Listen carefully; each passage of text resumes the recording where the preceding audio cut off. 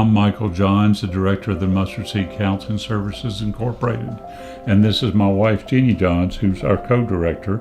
And the Mustard Seed has been in existence since October of 2004. We are a Christian-based outpatient substance abuse treatment program for children, adolescents, and adults, and we also provide mental health counseling services for children, adolescents, and adults.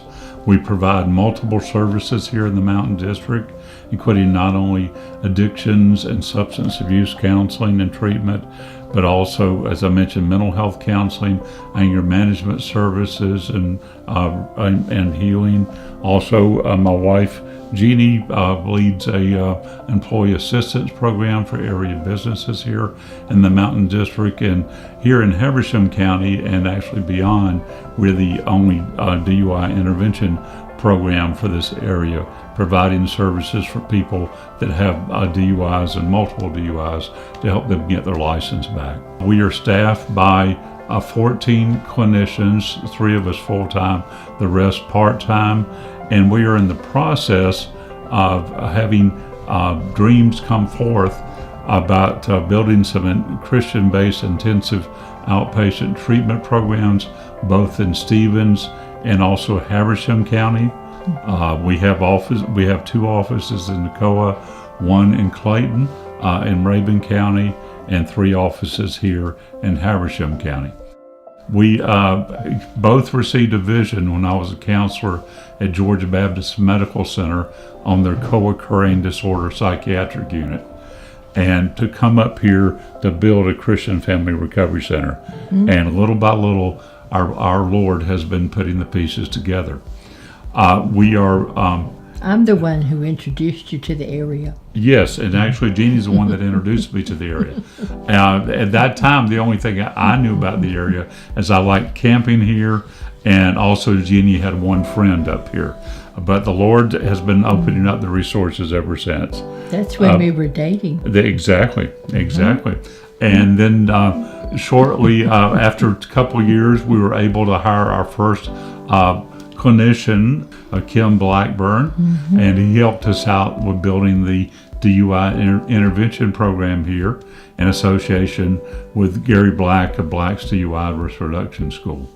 And again, we expanded there to, after a few years, to connect with Pastor Mike Franklin of the Torch, and then we were allowed to have offices associated with the Torch Worship Center. And then also we've expanded offices into Toccoa, and there was a gentleman named Ray Horan who helped us build the program up there, and he came on board. And we have been also providing internships for area colleges and beyond. We get referrals from Piedmont College, from Truett McConnell's College, from Grand Canyon University, as well as Liberty University and Walden University, to help people become licensed professional counselors, as well as state and nationally certified addictions counselors. We receive referrals from many sources, including state and private probation, area DFACs, battered women's shelters, such as Fight Abuse in the Home and Circle of Hope, and also Powerhouse for Kids. And we also receive referrals from area churches, such as the Torch and Clarkesville Baptist, and other churches in the region.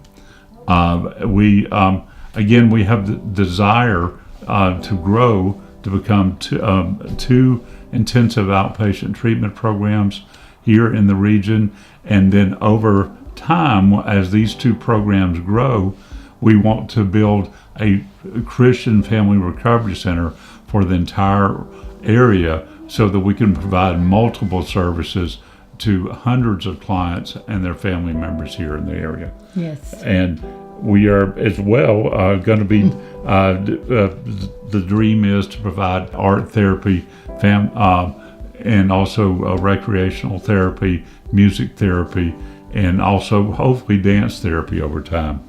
And my wife Jeanie heads our women's program. Yes. And she and I both do couples counseling together. Well, I direct the women's program. I pretty much focus on women who have abuse issues, trauma, and we know with the reported cases that there are 1 in 4 women who have been molested as children, and 1 in 6 men who have been. So it's really a problem up here, the abuse along with the substance abuse. It's just like they kind of coexist. So I work with women who have these issues. And what I find so much with my women is that they've lost touch with who they are, what their gifts are, because we know that the Lord gives us all spiritual gifts, and for them to discover what theirs are so that they can begin to feel good about themselves again. And this is what I try to help them to do, to empower themselves and to draw closer to the Lord, to build a good relationship with Him, because I think that is the source of all the healing. And then, of course, Michael and I do the couples counseling, and we have a number of couples that we've seen over the years, and here lately we've really had an influx of couples. But the main thing with couples we see is that they forgot how to talk to each other. They just been married for years and years, and they don't know how to talk. They don't know how to argue. So they can't even have a clean fight anymore, and they just get mad, resentful, and just very critical of each other. So we try to help with that. And of course we know that the biggest issue is divorce. I mean, 51% divorce among secular and Christian marriages. Doesn't make any difference. And so we find that along with this comes the problem of blended families, because we've got his, hers, and ours all over the place. So it's very unusual to see a marriage that's lasted any length of time. So that's, I don't know, I guess that's just the biggest focus that I have with my women, is helping them to be their best friend. Because we women forget to be our best friend. We know how to be friends to everybody else, and we can be codependent with our husband and our kids, but we forget ourselves in it. So it's just kind of pulling that out. Yeah. And I love what I do, and I love my women, and they know I love them. Yeah. And you may want to know, we've had many success stories. Right now I'm thinking of a couple that Jeanie and I work together, who are dealing with significant anger issues with each other and resentment issues, as you mentioned, due to past addictions and codependency issues. Right.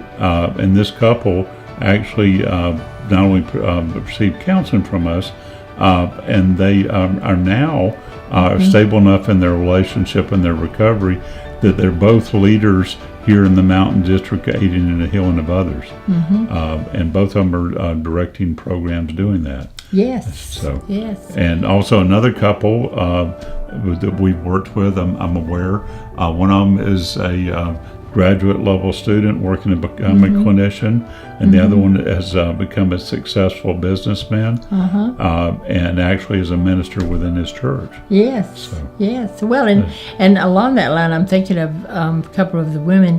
When I work with the women, again, as I was saying, I try to get them in touch with their gifts, and so often they have not grown beyond just their little space. And so a number of my women now are going back to school.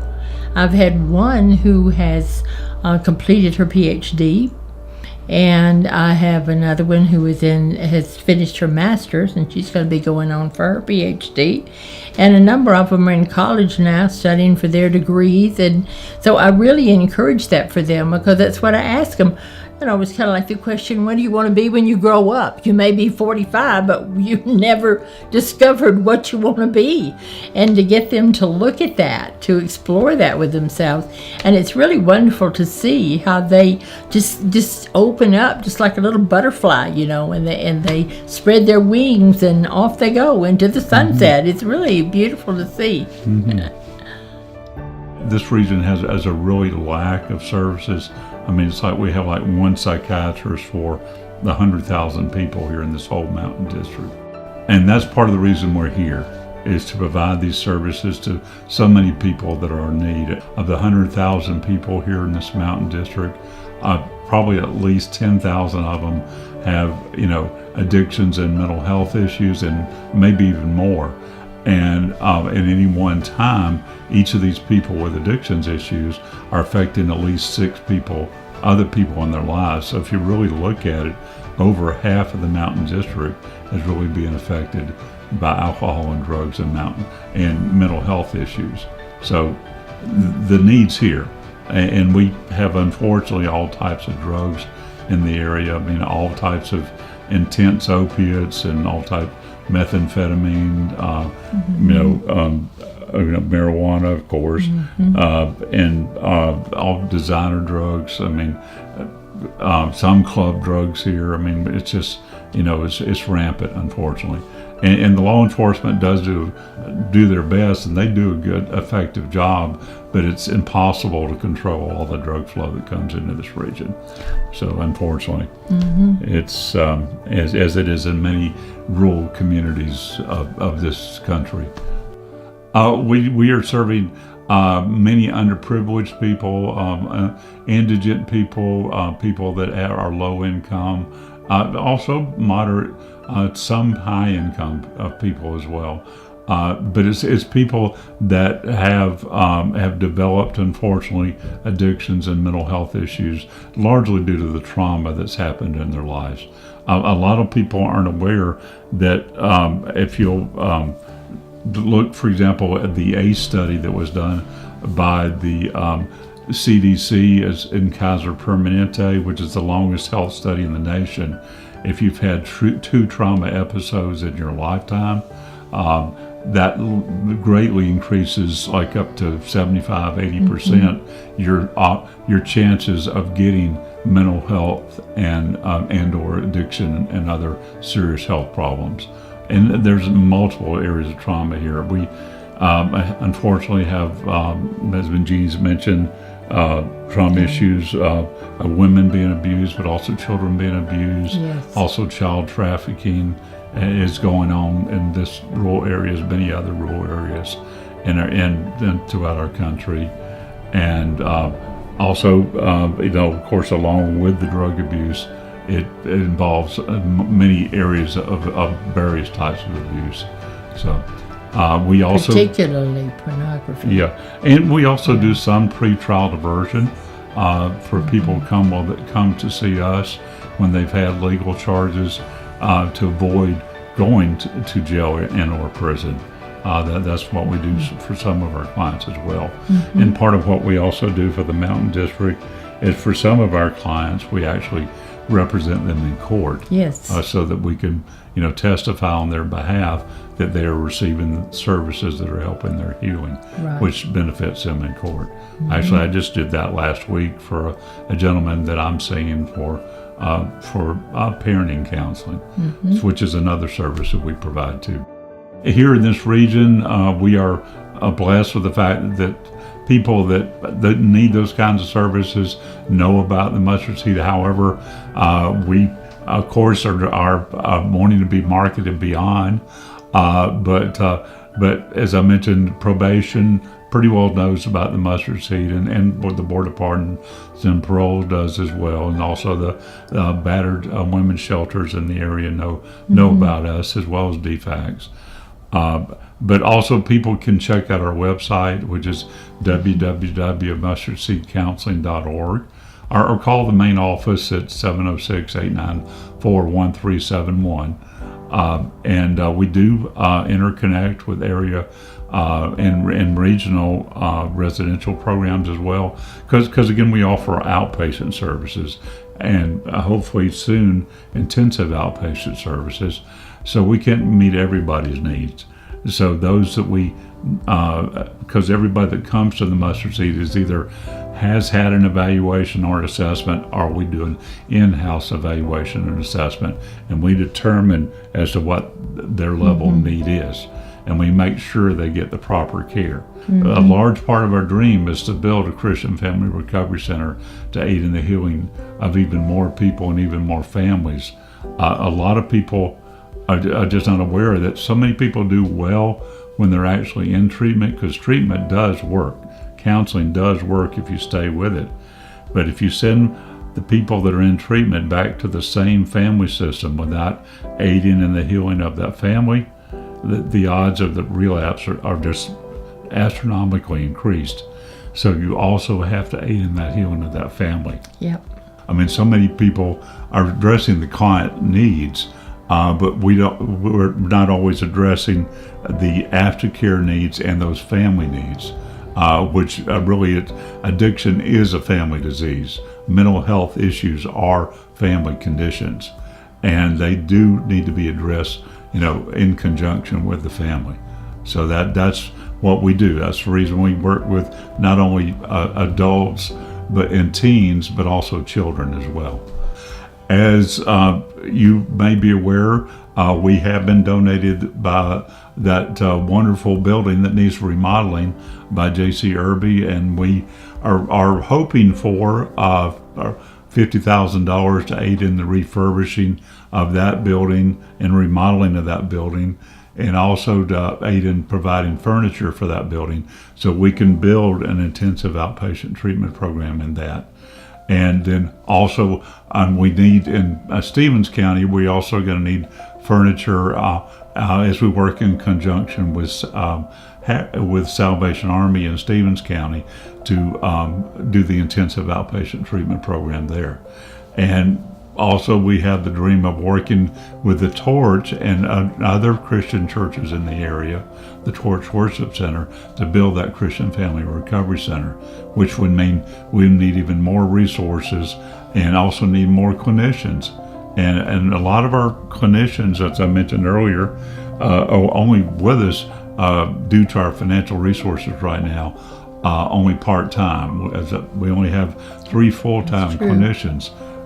So we really need the resources to be able to hire more clinicians, and the ones we have to be able to pay full-time salaries, so these intensive outpatient programs can come into fruition.